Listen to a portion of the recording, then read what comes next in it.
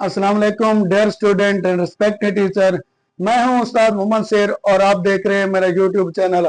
आज की इस वीडियो में हम 10 क्लास की मैथ एक्सरसाइज 1.3 इसका क्वेश्चन नंबर 5 जो कि एक्सरसाइज 1.3 का लास्ट क्वेश्चन है, इसको सॉल्व करेंगे।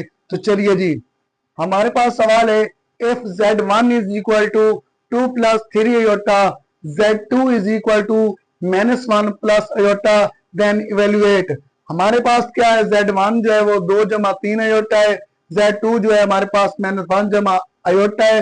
तो हमने मालूम क्या करना है, दो पार्ट है। पहले पार्ट में हमने z1 को z2 के साथ मल्टीप्लाई करना है और इसमें से हमने इसको रियल नंबर निकालना है। रियल नंबर को हमने अलहदा करना है, रियल नंबर हमने मालूम करना है। तो दूसरे पार्ट में भी हमने z1 को z2 के साथ मल्टीप्लाई करना है और इसमें से हमने इमेजिनरी नंबर बताना है।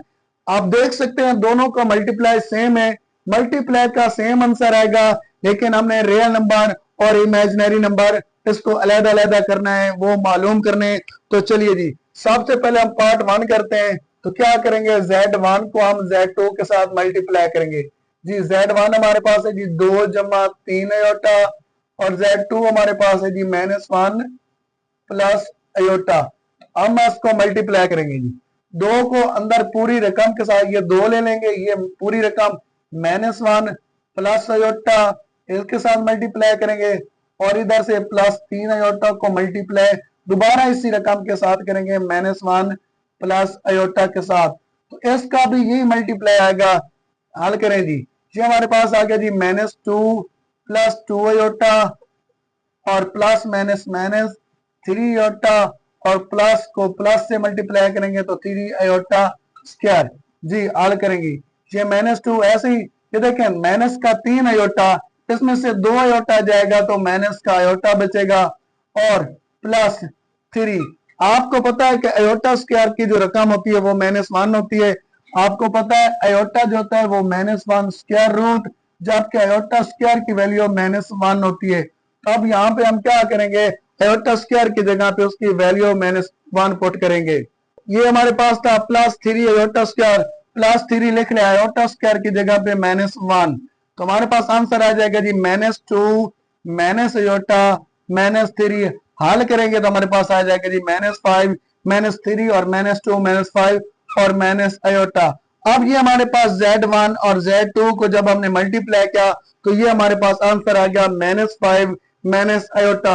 अब हमने इसमें से रियल नंबर मालूम करना है, तो रियल नंबर मालूम करना हमने z1 और z2 को जो मल्टीप्लाई किया है तो इधर से हमने रियल नंबर मालूम करना है। तो इधर भी ये लिखेंगे जी -5 माइनस आयोटा। अब आप चेक करें, हम हमने लेकिन निकालना है जी रियल नंबर z1 z2 को जो मल्टीप्लाई किया है तो इसमें से जो रियल नंबर निकलता है, आपको पता है ये जो 5 है ये रियल नंबर है, ये हमारे पास जो है रियल डिजिट्स है, तो हम लिखेंगे जी -5। तो ये हमारे पास जो रियल नंबर निकला है वो निकला है -5। हमने z1 को z2 के साथ मल्टीप्लाई किया, हमारे पास आंसर आ गया जी -5 माइनस आयोटा। जब हम इसमें से रियल नंबर निकालेंगे तो वो -5 बचता है। अगर आप चाहें तो इस सवाल को दूसरे पार्ट को दोबारा शुरू से कर सकते हैं, जिस तरह से मल्टीप्लाई किया है इस यहाँ तक सवाल सेम आएगा। ये देखें, जब हम z1 को z2 के साथ मल्टीप्लाई करेंगे हमारे पास आंसर आएगा -5 माइनस आयोटा। तो ये जो हम मल्टीप्लाई कर चुके हैं बिल्कुल सेम हमने z1 को z2 के साथ मल्टीप्लाई करना है पार्ट नंबर 2 में, इसी तरह जिस तरह ये मल्टीप्लाई होके आया है। और यहाँ पे ये हमारे पास जवाब आ जाएगा जी z1 इंटू z2 बराबर है -5 माइनस आयोटा के। अब हमने इसमें से इमेजिनरी नंबर मालूम करना है, तो इमेजिनरी नंबर जो होगा वो z1 z2 से हमने निकालना है। तो इस बार इधर भी इमेजिनरी की अलामत डालेंगे, तो इधर भी आप लिख दें इमेजिनरी हमने नंबर मालूम करना है -5 माइनस आयोटा से। जी तो -5 जैसा कि आप जानते हैं वो रियल नंबर है, तो जो अयोटा के साथ होता है वो होता है इमेजिनरी नंबर। तो यहाँ पे कुछ नहीं, जब कुछ नहीं लिखा होता तो 1 मुराद ली जाती, तो माइनस अयोटा की जगह पे इसका जो इमेजिनरी नंबर होगा वो -1 होगा, क्योंकि अयोटा हमने नहीं लिखना। तो दोबारा एक दफा सवाल को समझते हैं।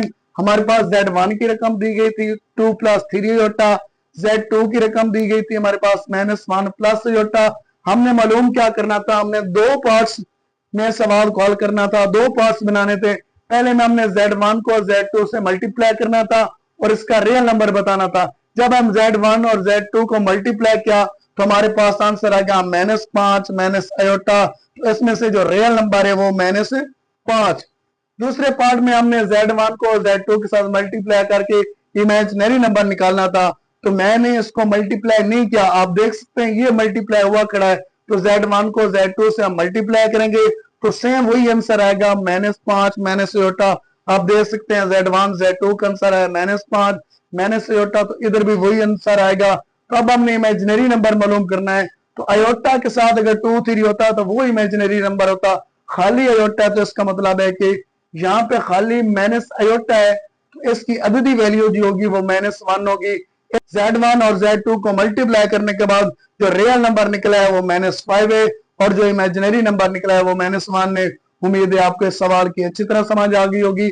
अगर आपको कुछ कंफ्यूजन है या आपको सवालों की सही समझ नहीं आ रही तो आप हमें कमेंट सेक्शन में बता सकते हैं। मिलते हैं अगली वीडियो में, तब तक के लिए अल्लाह हाफिज। लेकिन जाने से पहले हमारे चैनल को सब्सक्राइब कीजिए और बेल आइकन के बटन को जरूर प्रेस कीजिए।